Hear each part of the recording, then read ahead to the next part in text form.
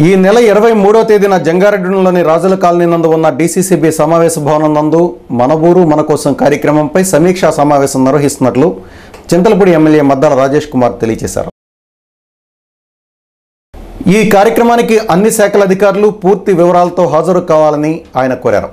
ప్రజలు తన దృష్టికి తీసుకొచ్చిన సమస్యల పురోగతిపై ప్రజాప్రతినిధులు అధికారుల సమక్షంలోనే బహిరంగంగా వివరాలు తెలియజేసేందుకు సమీక్షా సమావేశం దోహదపడుతుందని రాజేష్ కుమార్ ఆశాభావం వ్యక్తం చేశారు. ఈ రాష్ట్రంలో ఎక్కడా లేని విధంగా మన ఊరు మన కోసం అని చెప్పి ప్రజల మధ్యకి వెళ్ళి ప్రజల్లో ఉన్నటువంటి సమస్యలు తెలుసుకొని వాటిని పరిష్కరించుకునే విధంగా మన ప్రజల సహాయ సహకారాలతో ఏర్పాటు చేసినటువంటి మన ఊరు మన కోసం కార్యక్రమంలో జంగారెడ్డిగూడెంలో దాదాపు 17 పంచాయతీలు ఒక మున్సిపాలిటీ కూడా పూర్తి అవడం జరిగింది. ఏదైతే ప్రజలకు మేము ఇచ్చినటువంటి హామీలు అధికారులందరూ కూడా సక్రమంగా అమలు చేస్తున్నారా లేదా, లేకపోతే ఇతర కారణాల వల్ల ఏమైనా అలసత్వం ప్రదర్శించారేమో తెలుసుకోవడం గురించి పూర్తి స్థాయిలో నివేదిక ఇవ్వమని చెప్పి అధికారులను కోరడం జరిగింది. ఆ నివేదిక తీసుకుంటంతో పాటు 23వ తారీఖున అనగా సోమవారం రోజున జంగారెడ్డిగూడెం మండలంలో పూర్తి స్థాయిలో రివ్యూ కూడా పెట్టడం జరుగుతుంది.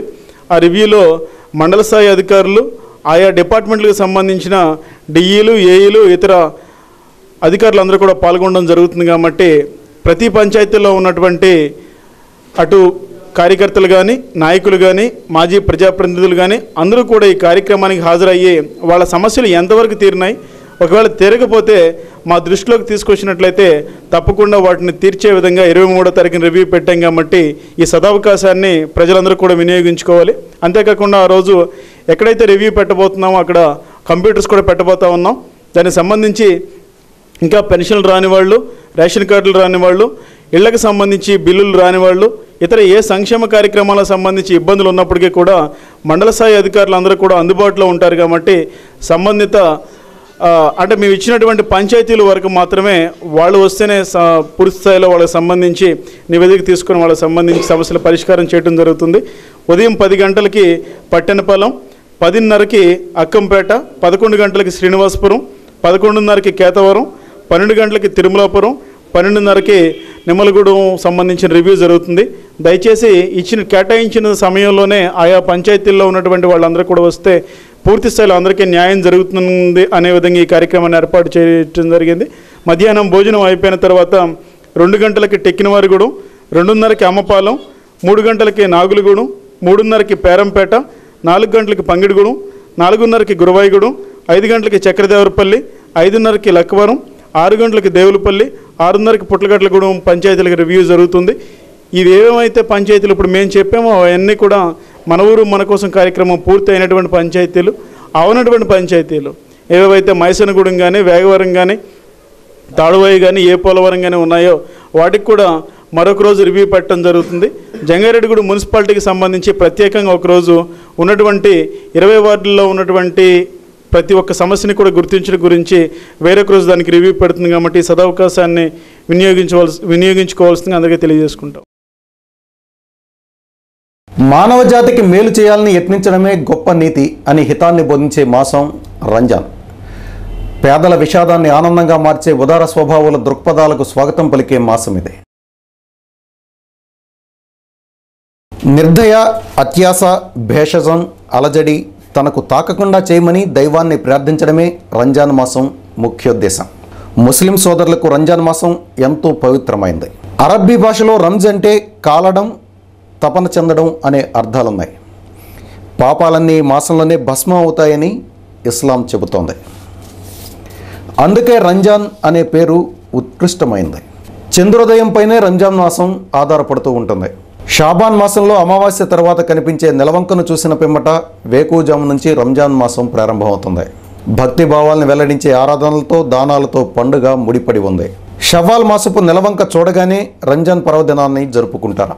చెడును వీడి ప్రవర్తించడం, మైత్రితో శాంతిని నెలకొల్పడం, పరమత సహనాన్ని అలవర్చుకోవడం వంటి దివ్య ఖురాన్ బోధనల్ని అమలుపరచడం రంజాన్ మాసంలో జరిగే సత్కార్యాలు.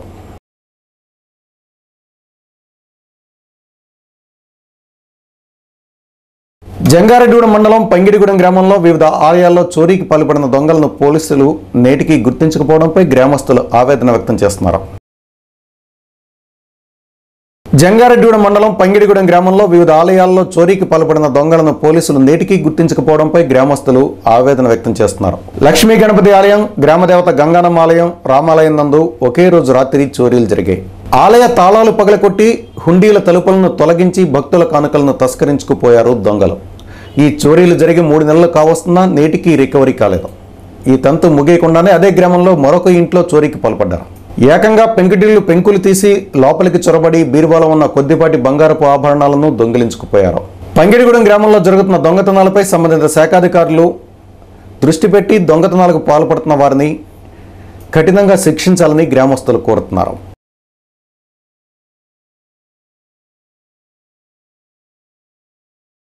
జంగారెడ్డిగూడెంలోని ధర్మన్న మెమోరియల్ భవనం నందు ప్రగతిశీల యువజన సంఘం జిల్లా స్థాయి జనరల్ కౌన్సిల్ సమావేశం ఆదివారం జరిగింది. ఈ సందర్భంగా పలువురు నాయకులు ప్రసంగించారు. సమాజ మార్పుకు యువత కృషి చేయాలని అఖిల భారత రైతు కూలీ సంఘం జిల్లా కార్యదర్శి ధర్ముల సురేష్ తెలిపారు. ఈ సమావేశంలో ప్రగతిశీల యువజన సంఘం రాష్ట్ర కార్యదర్శి CY Pullaiah, CPI ML New Democracy జిల్లా కార్యదర్శి T Sudhakar, T Prakash, P Satyam, K Nageswararao, Suribabu, U Yesubabu తదితరులు పాల్గొన్నారు. పాలకులు, అధికారులు ప్రజా సంక్షేమాన్ని వదిలి స్వార్థంతో పనిచేస్తున్నారని విమర్శించారు. ఈ సందర్భంగా పుల్లయ్య మాట్లాడుతూ యువతను చెడు మార్గాల వైపు ప్రయాణించే విధానాలు ప్రభుత్వాలు అవలంబిస్తున్నాయని ఆరోపించారు. సిపిఐ ఎంఎల్ న్యూ డెమోక్రసీ నాయకులు టి సుధాకర్ మాట్లాడుతూ రాష్ట్రంలో రాజకీయ అనిశ్చితి ఏర్పడిందని, ప్రజా సంక్షేమాన్ని గాలికి వదిలి అధికారాన్ని కాపాడుకోవడానికి పాట్లు పడుతున్నారని విమర్శించారు. కేజీ బేసిన్ గ్యాస్ను రిలయన్స్ కంపెనీకి అప్పనంగా అప్పచెప్పారని ఆరోపించారు.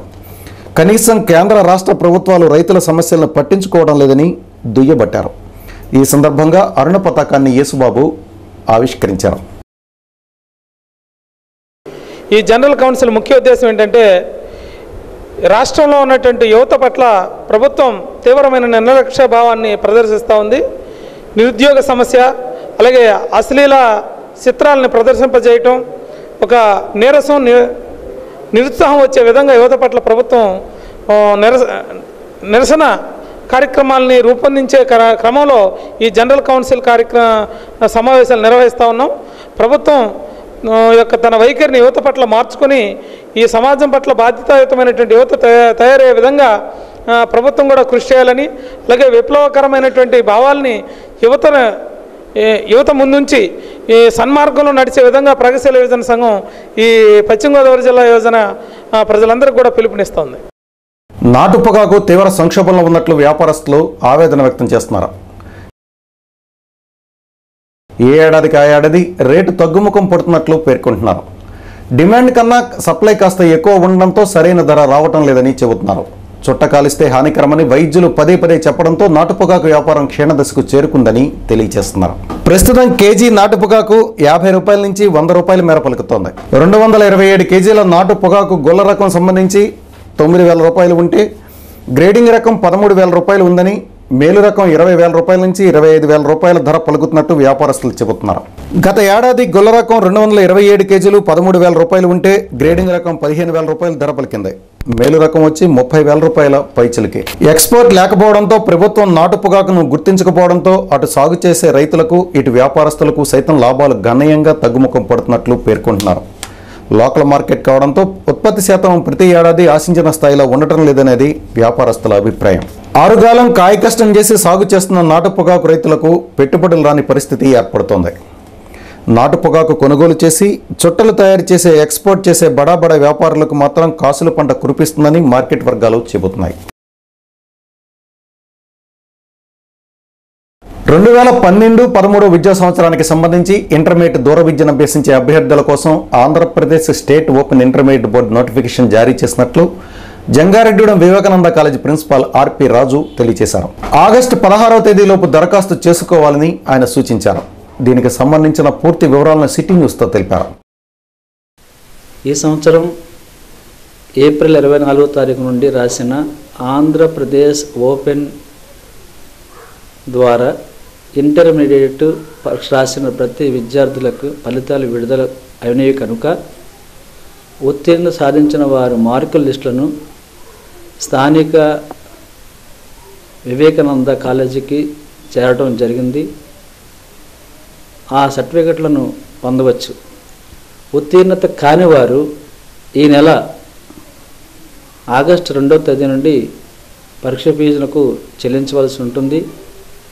ఒక్కొక్క సబ్జెక్టుకు ఆర్ట్స్ వారు 150 రూపాయలు, సైన్స్ వారు 200 చొప్పున ఫీజు చెల్లించాలి. అలాగే 2011-12 సంవత్సరానికి గాను అడ్మిషన్ పొందిన ప్రతి విద్యార్థి వారు కూడా ఈ సంవత్సరం అక్టోబరు 16వ తేదీ నుండి వారికి కూడా పరీక్షలు జరుగుతున్నవి. వారు కూడా ఫీజును ఆర్ట్స్ వారు 150, సైన్స్ వారు 200 చొప్పున పరీక్ష ఫీజు చెల్లించాలి. వాటితో పాటు 4 పాస్ ఫోటోలు, 10వ తరగతి మార్కు లిస్టు జిరాక్స్ కాపీని కూడా సబ్మిట్ చేయవలసి ఉంటుంది. అలాగే ఈ నెల ఆదివారం 15వ తేదీన రాసిన ఆంధ్ర యూనివర్సిటీ దూర విద్య ద్వారా అర్హత పరీక్ష ఫలితాలు కూడా విడుదల అయినవి. వాటి వివరాలను స్థానిక కాలేజీని సంప్రదించండి. దూర విద్యలో 10th క్లాసు, ఇంటర్మీడియట్, డిగ్రీ గురించి ఇంకా పూర్తి వివరాలు కావాల్సిన వారు స్థానిక కాలేజీలను సంప్రదిస్తే. తాడువాయి ప్రభుత్వ ఉన్నత పాఠశాల నందు దొంగలు పడి 2 కంప్యూటర్స్ను అపహరించుకుపోయారు. రాత్రి సమయాల్లో హైస్కూల్లో కొంతమంది వ్యక్తులు సంచారం సాగిస్తున్నట్లుగా సమాచారం. దీనిపై అధికారులు దృష్టి సారించి దొంగలను వెంటనే పట్టుకోవాలని గ్రామస్తులు కోరుతున్నారు. మన ఊరు మన కోసం కార్యక్రమంలో భాగంగా జంగారెడ్డిగూడెంలోని ఉప్పలమెట నందు చింతలపూడి ఎమ్మెల్యే మద్దాల రాజేష్ దృష్టికి తీసుకువచ్చిన ప్రధాన సమస్యలను అధికారులు పరిష్కరించారు. ఉప్పలమెట నందు మంచినీటి సరఫరా చేసేందుకు పైప్ లైన్ను పునరుద్ధరించారు. వోల్టేజీలో వ్యత్యాసాలు రాకుండా ఉప్పలమెట ప్రభుత్వ పాఠశాల వద్ద ట్రాన్స్ఫార్మర్ ఏర్పాటు చేశారు. దీంతో ఉప్పలమెట వాసులు హర్షం వ్యక్తం చేస్తున్నారు. పనులు వెంటనే ప్రారంభించిన జంగారెడ్డి నగర పంచాయతీ కమిషనర్ కేవి పద్మావతికి కృతజ్ఞతలు తెలియజేశారు.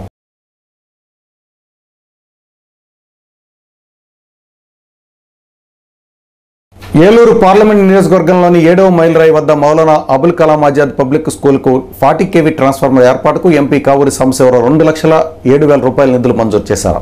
ఈ నిధులు మంజూరు చేసిన ఎంపీ కావూరి సాంబశివరావుకు ముస్లిం మైనార్టీ తరపున ఆల్ మైనార్టీ ఎంప్లాయీస్ అసోసియేషన్ రాష్ట్ర ఉపాధ్యక్షులు ఎండి ఉమర్ అలీ కృతజ్ఞతలు తెలియజేశారు.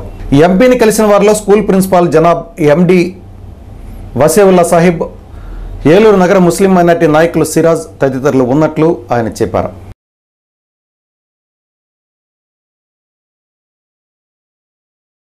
జంగారెడ్డిలోని వినియోగదారుల సంఘాన్ని ప్రతి ఒక్కరూ వినియోగించుకోవాలని ఆ సంఘ సభ్యులు అడ్వకేట్ అచ్యుత శ్రీనివాసరావు తెలియజేశారు. వినియోగదారుల సంఘం ఆవశ్యకతను ఆయన సిటీ న్యూస్లో వివరించారు. ఈ రోజున వస్తువులు మనం 2 రకాలైనటువంటి వస్తువులు ఈ రోజున పొందుతున్నాం.